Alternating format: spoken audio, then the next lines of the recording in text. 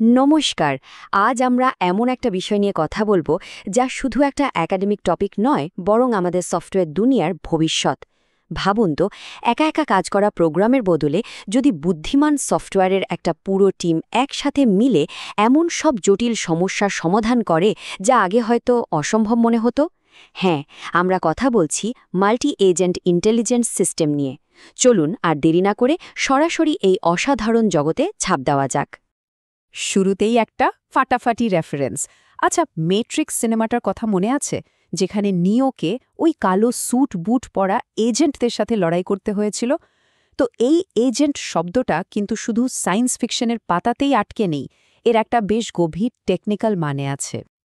কিন্তু প্রশ্ন হল, ম্যাট্রিক্সের একটা অ্যাকশন সিনের সাথে একটা জয়ী ক্রিকেট টিমের সম্পর্কটা ঠিক কোথায়? শুনতে একটু অদ্ভুত লাগছে, তাই না? কিন্তু বিশ্বাস করুন, এই অদ্ভুত প্রশ্নটাই কিন্তু আমাদের আজকের আলোচনার মূল চাবিকাঠি। তো আমাদের প্রথম সেকশনে আমরা বুঝব এই এজেন্ট জিনিসটা আসলে কি, আর সেটা বোঝার জন্য আমরা আমাদের খুব চেনা, খুব পরিচিত একটা হাই স্টেক সিনারিও ব্যবহার করব। চলুন সোজা চলে যাই ক্রিকেট মাঠে। আচ্ছা, চোখ বন্ধ করে একবার ভাবুন তো, একটা টি-20 ম্যাচের একদম শেষ ওভার চলছে। গ্যালারিতে টান টান উত্তেজনা। প্রত্যেকটা প্লেয়ার জানে তাদের কি করতে হবে। বোলার, ফিল্ডার, ক্যাপ্টেন সবাই মিলে একটাই লক্ষ্যের জন্য খেলছে, ম্যাচটা জেতা চাই। এই ছবিটা কিন্তু মাথায় গেঁথে নিন, কারণ এটাই আমাদের মূল কনসেপ্ট। এবার চলুন এজেন্টের ফর্মাল ডেফিনিশনটা একবার দেখে নিই। এজেন্ট হলো এমন একটা কম্পিউটার সিস্টেম যা একটা নির্দিষ্ট পরিবেশে, মানে এনভায়রনমেন্টে থেকে নিজের লক্ষ্য বা অবজেক্টিভ পূরণের জন্য নিজে থেকে, মানে স্বয়ংক্রিয়ভাবে কাজ করতে পারে। ঠিক যেমন ক্রিকেট মাঠে একজন বোলার হলো এজেন্ট, পিচ হলো তার এনভায়রনমেন্ট, আর তার লক্ষ্য হলো উইকেট নেওয়া। এই যে নিজে থেকে সিদ্ধান্ত নেওয়ার ক্ষমতা, মানে অটোনমাস হওয়ার ক্ষমতা, এটাই কিন্তু এজেন্টকে এতটা স্পেশাল করে তোলে। একটা ভালো এজেন্টের মূলত তিনটে দারুণ বৈশিষ্ট্য থাকে। প্রথমটা হল রিঅ্যাক্টিভিটি, মানে পরিবেশকে বুঝে সঙ্গে সঙ্গে প্রতিক্রিয়া দেওয়া। যেমন ধরুন, ব্যাটসম্যান শট মারার সাথে সাথেই একজন ফিল্ডারের ঝাঁপিয়ে পড়া। দ্বিতীয়টা হল প্রোঅ্যাক্টিভিটি, মানে নিজের লক্ষ্য পূরণের জন্য নিজে থেকে উদ্যোগ নেওয়া। যেমন একজন বোলার যখন উইকেট নেওয়ার জন্য একটা বিশেষ ধরনের বল করার প্ল্যান করে। আর ৩ নম্বর, যেটা সবচেয়ে গুরুত্বপূর্ণ, সেটা হলো সোশ্যাল এবিলিটি, মানে অন্য এজেন্টদের সাথে যোগাযোগ করা। যেমন ক্যাপ্টেন যখন ইশারায় একজন ফিল্ডারকে তার পজিশন বদলাতে বলে। তাহলে ব্যাপারটা কি দাঁড়ালো? এজেন্ট মানে শুধু একটা নিষ্প্রাণ কোডের টুকরো নয়, বরং একজন সক্রিয় প্লেয়ারের মতো, যে প্রতিক্রিয়া দিতে, পরিকল্পনা করতে এবং অন্যদের সাথে যোগাযোগ করতে পারে, তাই না? বেশ, এজেন্ট কি তা তো আমরা বুঝলাম, কিন্তু একটা এজেন্ট কেন অন্যান্য কনসেপ্টের থেকে আলাদা সেটা বুঝতে হলে আমাদের পরিচিত কয়েকটা জিনিসের সাথে এর তুলনা করতে হবে। চলুন দেখা যাক। প্রথমে দেখি অবজেক্ট আর এজেন্টের মধ্যে পার্থক্যটা কি। খুব সহজ, একটা ক্রিকেট প্লেয়ার হলো এজেন্ট কারণ তার একটা ইন্টেনশন বা উদ্দেশ্য আছে ম্যাচটা জেতার। কিন্তু ব্যাট বা বল, ওগুলো হলো অবজেক্ট। ওরা তো শুধু ফিজিক্সের নিয়ম মেনে চলে, ওদের নিজস্ব কোনো উদ্দেশ্য নেই, ওরা শুধুই সরঞ্জাম। তাহলে প্রশ্নটা খুব সিম্পল, একটা অবজেক্টের কি নিজস্ব কোনো লক্ষ্য থাকে, নাকি সেটা শুধু ভৌত নিয়ম মেনে চলে? এবার আসি এক্সপার্ট সিস্টেমের কথায়। দেখুন, একটা এক্সপার্ট সিস্টেম হলো অনেকটা কোচের লেখা একটা রুল বুকের মতো, যেখানে আগে থেকেই কিছু নিয়ম ঠিক করে দেওয়া থাকে।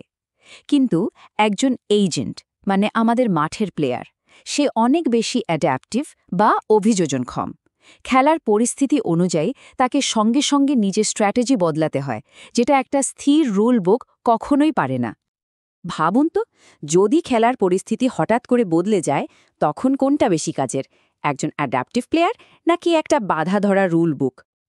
আর সব শেষে মাল্টি এজেন্ট সিস্টেম আর ডিস্ট্রিবিউটেড সিস্টেমের তফাৎ। একটা ডিস্ট্রিবিউটেড সিস্টেম হলো কিছু কম্পিউটার বা কম্পোনেন্টের একটা নেটওয়ার্ক, ব্যাস। কিন্তু একটা মাল্টি এজেন্ট সিস্টেম হলো একটা সত্যিকালের টিম। এখানে এজেন্টরা শুধু নেটওয়ার্কে কানেক্টেড থাকে না, তারা একটা কমন লক্ষ্যের জন্য একে অপরের সাথে সহযোগিতা করে, কোঅর্ডিনেট করে। মনে রাখতে হবে, মাঠে 11 জন প্লেয়ার শুধু দাঁড়িয়ে থাকলেই কিন্তু সেটা টিম হয়ে যায় না।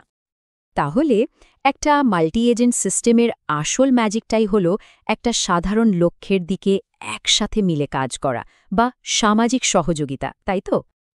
ক্রিকেট অ্যানালজিটা তো আমরা দারুণভাবে বুঝলাম। এবার চলুন ক্রিকেট মাঠ ছেড়ে বেরিয়ে দেখি এই এজেন্টদের টিম বাস্তবে আমাদের টেকনোলজির জগতে ঠিক কোথায় খেলছে। আচ্ছা, এবার তবে ক্রিকেট পিচ ছেড়ে ডিজিটাল দুনিয়ায় ফেরা যাক। এই যে এজেন্টদের টিম, এরা আসলে খেলছেটা কোথায়? একটা অসাধারণ উদাহরণ হল ইন্টারনেটের ইনফরমেশন ফুড চেইন। ভাবুন তো, একদম নিচের স্তরে আছে র কন্টেন্ট, মানে কোটি কোটি ওয়েবসাইট। তার ঠিক ওপরের স্তরে আছে গুগলের মতো সার্চ ইঞ্জিন, যারা এই কাঁচা তথ্যকে গুছিয়ে ইন্ডেক্স করে। আর সবার ওপরে বসে আছে ভ্যালিউ অ্যাডেড এজেন্ট, যেমন ধরুন মেটা সার্চ ইঞ্জিন, যারা বিভিন্ন সার্চ ইঞ্জিনের রেজাল্টকে আরও ছেকে আরও উন্নত করে আমাদের সামনে তুলে ধরে। আরে আমাদের রোজকার জীবনেও তো এজেন্ট ভরে আছে, যেমন ধরুন কম্প্যারিজন শপিং এজেন্ট। আমরা তো এটা প্রায় সবাই ব্যবহার করি। যখন অনলাইনে একটা ফোনের দাম সার্চ করা হয়, তখন এই এজেন্টগুলোই কিন্তু এক মুহূর্তে বিভিন্ন ওয়েবসাইটে খুঁজে সেরা ডিলটা আপনার জন্য নিয়ে আসে। এছাড়াও আছে পার্সোনাল সফটওয়্যার অ্যাসিস্ট্যান্ট, যা আমাদের ইমেল ফিল্টার করে দেয় বা মিটিং শিডিউল করে দেয়। এমনকি বড় বড় কোম্পানিতে ওয়ার্কফ্লো ম্যানেজমেন্ট সিস্টেমও এই এজেন্টদের দিয়েই চলে। বাহ, পুরো আলোচনাটা তো বেশ জমে গেল। এবার চলুন কয়েকটা সহজ সূত্র দেখে নেওয়া যাক, যা দিয়ে মূল কনসেপ্টগুলো আমরা খুব সহজেই মনে রাখতে পারব। একটা এজেন্টের 3টে প্রধান ক্ষমতা মনে রাখার জন্য আর কিচ্ছু ভাবতে হবে না, শুধু মনে রাখুন RPS: রিঅ্যাক্টিভিটি, প্রোঅ্যাক্টিভিটি আর সোশ্যাল অ্যাবিলিটি। ব্যাস, এই 3টে শব্দে পুরো খেলাটা ধরা আছে। আসুন এক নজরে সবটা ঝালিয়ে নিই। এজেন্ট হল আমাদের ক্রিকেট প্লেয়ারের মতোই স্বয়ংক্রিয় এবং সামাজিক। অবজেক্টের সাথে এর পার্থক্য হল এজেন্টের একটা ইন্টেনশন বা উদ্দেশ্য আছে। এক্সপার্ট সিস্টেমের থেকে এটা আলাদা, কারণ এটা ভীষণভাবে অ্যাডাপটিভ। আর ডিস্ট্রিবিউটেড সিস্টেমের থেকে এটা আলাদা, কারণ এটা কোঅপারেটিভ বা সহযোগী। দেখুন, পুরো ব্যাপারটা আমাদের ওই একটা ক্রিকেট অ্যানালজির মধ্যেই কি সুন্দরভাবে ধরা আছে। শেষ করার আগে একটা প্রশ্ন রেখে যাই। আমাদের ডিজিটাল পৃথিবী যত দিন দিন জটিল হচ্ছে, আপনার কি মনে হয় ভবিষ্যৎকে একা একা কাজ করা নিঃসঙ্গ প্রোগ্রামের হাতে তৈরি হবে, নাকি বুদ্ধিমান এজেন্টদের একজোট টিমের হাতে? তাহলে এই সব কিছু জানাটা কেন এত গুরুত্বপূর্ণ? কারণ এটা শুধু কোনো থিওরি নয়, এটা সফটওয়্যার ইঞ্জিনিয়ারিংয়ের একটা মৌলিক পরিবর্তন, একটা প্যারাডাইম শিফট। ভবিষ্যতের এআই অ্যাসিস্ট্যান্ট থেকে শুরু করে smart logistics, automated trading system থেকে শুরু করে ইন্টারনেটের ভবিষ্যৎ পর্যন্ত সব কিছুই এই মাল্টি এজেন্ট সিস্টেমের উপর ভিত্তি করে তৈরি হবে। আপনারা শুধু কোডার হবেন না, আপনারা হবেন বুদ্ধিমান সিস্টেমের এমন সব দলের আর্কিটেক্ট, যারা একসাথে মিলে জটিল থেকে জটিলতর সমাধান করবে। এটাই হলো সেই নতুন প্যারাডাইম, যেখানে আপনারা ভবিষ্যৎকে গড়বেন।